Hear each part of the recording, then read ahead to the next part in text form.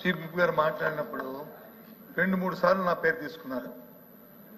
ఆ రోజు నేను మున్సిపల్ ఎడ్యుకేషన్ మినిస్టర్ హోల్డ్ చేస్తున్నప్పుడు అమరావతి మాట్లాడినప్పుడు అందుకని ఆ విషయాన్ని ఒక నిమిషంలో క్లారిఫై చేద్దామని చెప్పి నేను పడిన అధ్యక్ష. వారు చెప్పింది 10,000 కోట్ల రూపాయలు అప్పుడు ఖర్చు పెట్టా ఉన్నారు. అది వాస్తవ విరుద్ధం అధ్యక్ష. ఆ రోజుకి ఆ ప్రభుత్వం ఖర్చు పెట్టింది 6,000 కోట్లు మాత్రమే. ఆ రోజుకి 6,000 కోట్లలోనూ 2,000 కోట్లు బాండ్స్ రూపంలో తీసుకొచ్చారు. బడ్జెట్ నుంచి ఖర్చు పెట్టింది, ప్రభుత్వం ఖర్చు పెట్టింది 2,000 కోట్లు, 2,000 కోట్లు ఇంకా అప్పుతో తెచ్చారు. అది పక్కన పెడితే అధ్యక్ష, 3 రాజధానులు పన్ను తొలగిస్తాను. 3 రాజధానులు అనేది మా ప్రభుత్వ విధానం అధ్యక్ష. ఆ రోజు మా పార్టీ విధానం, మా ప్రభుత్వ విధానం 3 రాజధానులు. అలాగే అమరావతిలో ఉన్న ఈ ప్రాంతాన్ని కూడా ఇక్కడ శాసన రాజధాని పెట్టి అభివృద్ధి చేయాలనేది మా పార్టీ విధానం అధ్యక్ష. దాంట్లో ఏ విధమైన డిస్ప్యూట్ లేదు, ఏ విధమైన అభిప్రాయ భేదం లేదు. ఆ ప్రకారం ఆ రోజు చేశాం అధ్యక్ష. ఆ రోజు చెప్పిన తర్వాత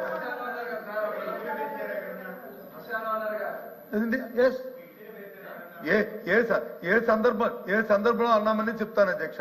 ఇప్పుడు చెప్పారు కదా, మళ్ళీ నా నోటితో చెప్పడానికి అవసరం లేదు. కానీ మీరు అన్నారు కాబట్టి చెప్తున్నాను, మీరు అడుగుతున్నారు కాబట్టి వస్తానని.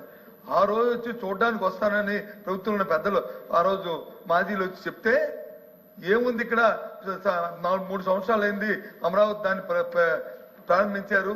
1,19,000 కోట్ల రూపాయలతో వచ్చి బడ్జెట్తో పెట్టి సుమారు 6,000 కోట్ల రూపాయలు కూడా ఇంకా ఖర్చు పెట్టగా దాని నుంచి ఆ రకంగా శ్మశానాలుగా దాని నుంచి ఏం చూడడానికి వస్తారయ్యా, దాన్ని ఏంటి చేస్తారు అని చెప్పి అన్నాను అధ్యక్ష. ఎస్ అన్నాను, చెప్తాను, అనలేదు అనట్లేదు కదండి.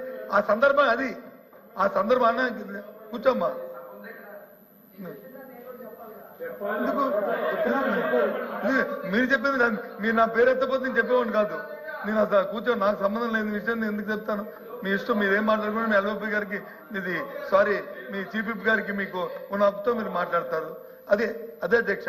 కాబట్టి దయచేసి ఆ రోజు సందర్భం ఏంటంటే, ఆ రోజు అప్పుడున్న సందర్భంలోనూ యుద్ధాంశం అని చెప్పారు. ఏదైతే ఇల్లీగల్గా ఉన్న కన్స్ట్రక్షన్స్ ఏవవుతున్నాయో వాటిని కూలడం జరిగింది తప్ప లీగల్గా ఉన్నదాన్ని ఏది ప్రభుత్వం వచ్చి ఎప్పుడు కూడా ఏది కూడా కోల్చదు అధ్యక్ష. ఈ సభ ద్వారా గౌరవ సభ్యులు కూడా తెలియజేస్తాను, దయచేసి మా ప్రభుత్వ విధానం 3 రాజధానులు. అదే విషయాన్ని నేను మళ్ళీ చెప్పాను, అదే చెప్తున్నాను కూడా అధ్యక్ష. అవసరం ఏంటి?